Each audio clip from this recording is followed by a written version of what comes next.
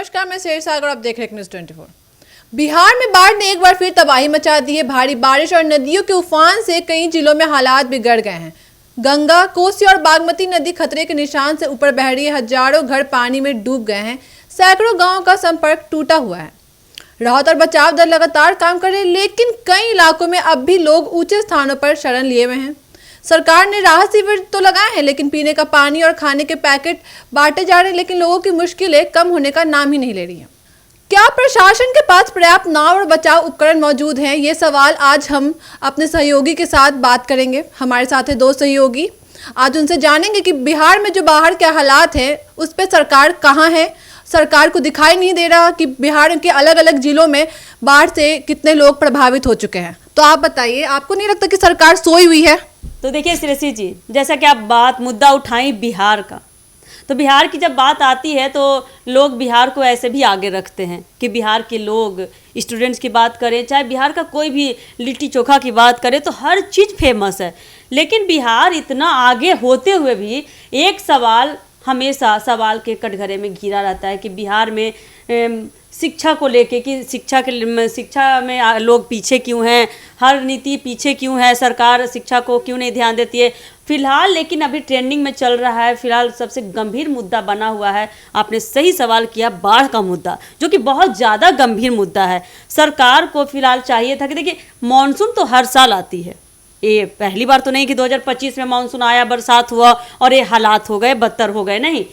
ये दुनिया जानती है कि साल में 12 मास होते हैं, 12 मास में एक मास मानसून का भी होता है। मानसून आएंगे तो, लेकिन जो देखिए बड़े बिल्डिंग में रहते हैं, बड़े बड़े लोग हैं, हाई प्रोफाइल लोग हैं, वो तो बिल्डिंग में, उनको क्या पता है कि बाहर क्या हो रहा है, बाहर के रोड की स्थिति क्या है। जो गंगा किनारे लोग रह रहे हैं उनकी स्थिति क्या है, ये उनको नहीं पता है। उनकी स्थिति पता होगा गंगा उस पार रहने वाले लोगों के, गांव कस्बे में जो रह रहे हैं लोग, किसान भाई, जो बिहार के हमारे जो किसान भाई लोग हैं, उनको पता है कि क्या स्थिति से वो जूझ रहे हैं, कैसे हालात हैं, कितना गंभीर हालात है बात करें तो। लेकिन सरकार तो मानो तो हर मामला में सोई हुई रहती है।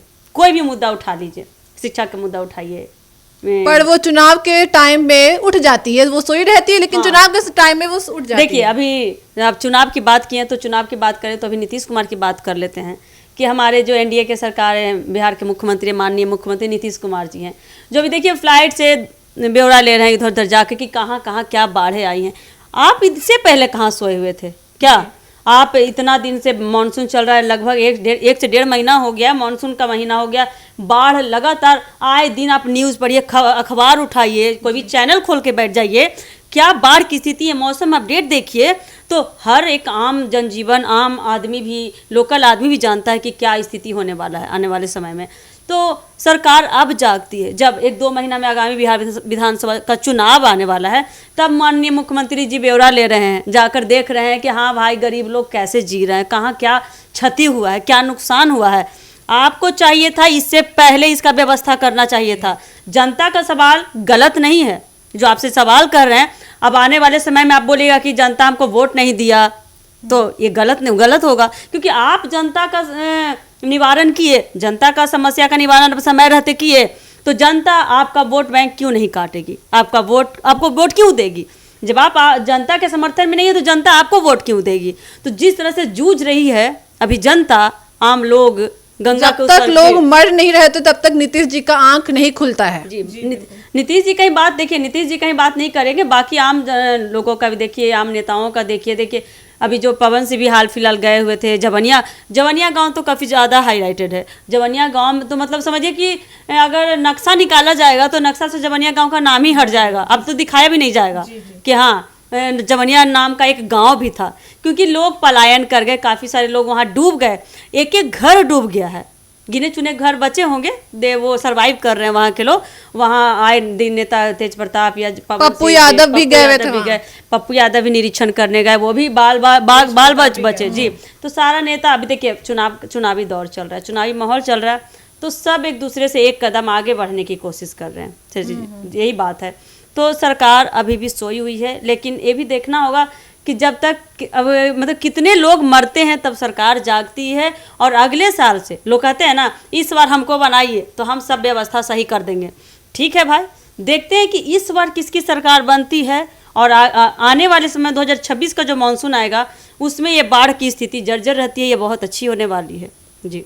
तो ये आपने सुना कि सरकार की जो सोई हुई है उस पर क्या राय है इनकी। तो अब हम सवाल करेंगे हमारे दूसरे सहयोगी फरीदा जी से कि बाढ़ के कारण जो नुकसान हो रहा है, बच्चे स्कूल नहीं जा पा रहे हैं, अस्पताल में पानी भर चुका है, विश्वविद्यालय में भी पानी भर चुका है और इसके साथ साथ सेहत पे भी पानी भरने से बहुत नुकसान हो रहा है।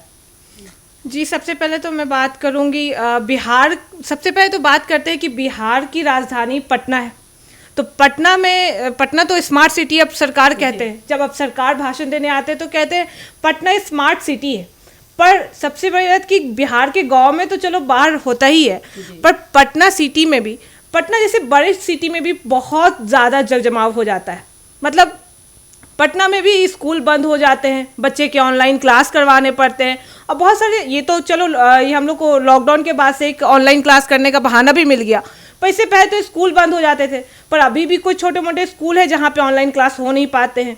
लोग जो रोजी रोटी कमाने के लिए बाहर जाते हैं, सब लोग ऑफिस जाने वाले या जो रोड पे सब्जी लगाते हैं या कुछ भी छोटा मोटा काम करके पैसा कमाते हैं, उनके काम पे सबसे ज़्यादा नुकसान पड़ता है। क्योंकि अमीर तो अपना आराम से घर में आराम कर रहा है, पर जो गरीब डेली कमा करके पैसा कमाता है और घर चलाता है, उनका तो पूरा 1 महीना के लिए ठप हो जाता है। बहुत सारे काम रुक जाते हैं। अब गांव की हालात तो उससे भी बदतर है, क्या ही कहा जाए। अब गांव की बातों में, वहाँ पे तो लोगों को पहले कहा जाता है कि बाहर आने वाले लोग पूरे डर में रहते हैं, लोगों का अनाज खराब हो जाता है, किसान को बहुत तरह का असर पड़ता है।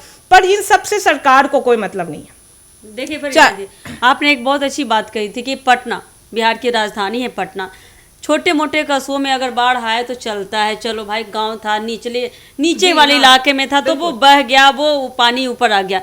पटना जैसा सिटी में अभी देखिए जिस तरह के रील्स वायरल हो रहे हैं, ये है हमारा इंडिया ऐसा है, हमारा देश ऐसा है, पटना शहर ऐसा है, मतलब हैशटैग बिहार हैशटैग पटना करके जो रील्स वायरल हो रहे हैं। आप डाक बंगला की बात करें, गर्दनी बाग की बात करें, आज फिलहाल की अपडेट बता रहे हैं आपको हम, खगौल रोड की बात करें, जजेस कॉलोनी की बात करें, तो हर जगह पर पता है आपको पानी में सांप तैर रहे हैं। इस तरह की स्थिति हो गई है। जजेस जैसी कॉलोनी में, हाई प्रोफाइल कॉलोनी है, कहाँ ना गरीब सेफ है, ना हाई प्रोफाइल जज सेफ है, ना डॉक्टर्स लोग सेफ हैं, ना हॉस्पिटल सेफ है। देखिए मेरा ये कहने का मतलब है कि अमीर लोग के पास तो रहने के लिए घर है, ठीक है, कॉलोनी में। फरीदा जी, घर से नहीं ना होगा, आपको घर से बाहर निकलना पड़ेगा ना। तो जब आपकी अगर बिहार की सरकार है तो रोड तो आप अच्छा बनाइएगा ना। ये नीतीश कुमार जगह जगह पुलिया बना दिए, उससे क्या होने वाला। जब आप उनका भी तो हालात सही नहीं हो रहा है ना। बिहार में तो सबसे ज्यादा ये बाढ़ के टाइम में पुल भी टूटते हैं, सारे पुल ढह जाते हैं। ऐसे भी पिछले साल तो बहुत सारे वीडियो वायरल हुए थे जिसमें बिहार के सारे पुल पे सवाल उठ रहे थे कि आखिर सरकार कैसे पुल बना रहे हैं। लोग घर के ऊपर से उड़कर नहीं ना जाएंगे, उनको तो रोड पे उतरना ही पड़ेगा।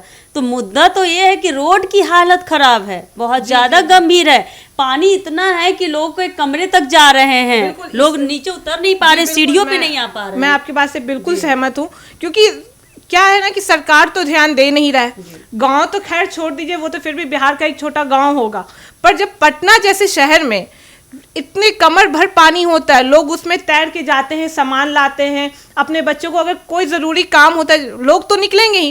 क्या मानसून 2 महीना रहेगा तो क्या 2 महीना लोग घर से बाहर नहीं निकलेंगे? क्या लोग तो निकलेंगे ही, पर पानी में तैरते हुए जाते हैं, जिसमें इतने सारे गड्ढे हैं, नाले हैं, लोग उसमें गिर जाते हैं, कितने को चोट लग जाता है, बड़ा बड़ा हादसा होता है। पर सरकार इस मामले में आते ही नहीं है। सामने लगता है जैसे बाढ़ के मौसम में सरकार कभी अपने घर से बाहर निकलती ही नहीं है, जो उन्हें पता हो कि बाढ़ में कितनी सारी परेशानी का सामना करना पड़ता है। जो कि सबसे गंभीर मुद्दा है बिहार के। देखिए गरीबों के लिए, अमीर लोग की तो चलिए छोड़िए, वो अभी तो उनके लिए बहुत सारी सुविधाएं हैं, वो ब्लिंकिट कर लेंगे, कोई जोमेटो से कुछ ऑर्डर करवा लेंगे, बैठ के खा लेंगे, क्या दिक्कत है उन लोगों को। लेकिन गरीब लोग जिनको मतलब डेली जो सब्जी बेच रहे हैं, जो फल बेच रहे हैं, जो ठेला लगा रहे हैं, चाट फोचका का जो ठेला लगाते हैं, उनको तो रोड पे निकलना ही पड़ेगा ना। और उनके वजह से आवागमन में दिक्कत होती है। बाहर के लोग अगर बिहार में आएंगे, पटना आएंगे, चलो पटना चलते हैं, घूमने चलते हैं, तो लोग कैसे बाढ़ में इस मानसून में कैसे घूम पाएंगे? अभी कुछ दिन पहले का एक वीडियो मैंने देखा था कि एक औरत जंक्शन के पास से आ रही थी, अब वो झारखंड से आ रही थी।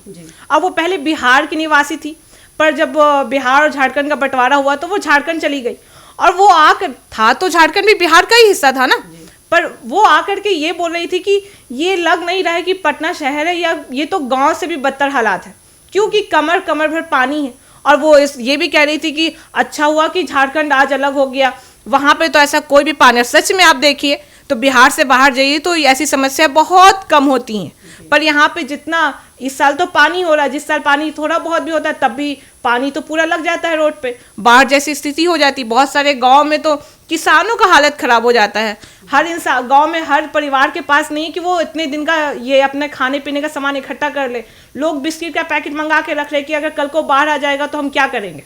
अभी भी स्थिति है। अभी बिल्कुल। अभी आप आंकड़े उठाकर देखिए, कई सारे किसान लोग, कई सारे गांव में अकाल पड़ गए हैं। मतलब कभी इतना पानी होता है कि अकाल ही पड़ जाता है, सारा डूब जाता है। जो गांव के लोग, किसान लोग जो बोते हैं खेत में, धान अपना बोते हैं, इस मौसम में तो धान ही जाता है ना खेत में, तो धान का जो सब छोटे छोटे पेड़ होते हैं वो सब डूब गए हैं, सब गल गए हैं। तो ये अकाल घोषित कर दिया गया, बहुत सारे गाँव में अकाल घोषित कर दिया गया, छोटे छोटे गाँव में, जहाँ पे एकमात्र साधन राशन ही होता है कि अगर ये करेंगे, ये उपजाएंगे तो इससे हम इसको निर्यात करेंगे, बाहर भेजेंगे, तो इससे मेरा कुछ आमदनी होगा। तो वो तो ऐसे ही मर गए ना, वो तो राशन की वजह से मर गए, जो उनका डेली का इनकम था, इनकम सोर्सेज था, सोर्स ऑफ इनकम की जिंदगी इसमें तबाह होती है। बच्चों की पढ़ाई भी इसमें बहुत ज़्यादा खराब होता है, क्योंकि एक तो गर्मी का छुट्टी पहले चलता है, उसके बाद जब गर्मी खत्म होती है तो बाढ़ जैसी समस्या देखने पड़ती है, जिसमें बच्चों को पढ़ाई हो ही नहीं पाता है।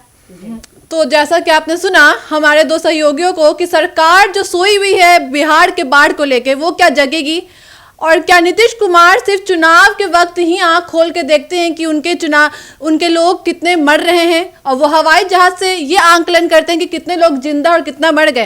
क्या नीतीश कुमार को जमीनी स्तर पे जाके नहीं देखना चाहिए कि क्या हालात है बाढ़ के, कैसे लोग रह रहे हैं? क्या उनको ऊपर हेलीकॉप्टर से देख के सब समझ में आ गया होगा? ये जो बिहार का हालत है वो तो आगे के कुछ दिनों में ही पता चलेगा। ऐसी अपडेट्स के लिए जुड़े रहिए एक न्यूज़ 24 के साथ। दीजिएगा इजाजत, धन्यवाद।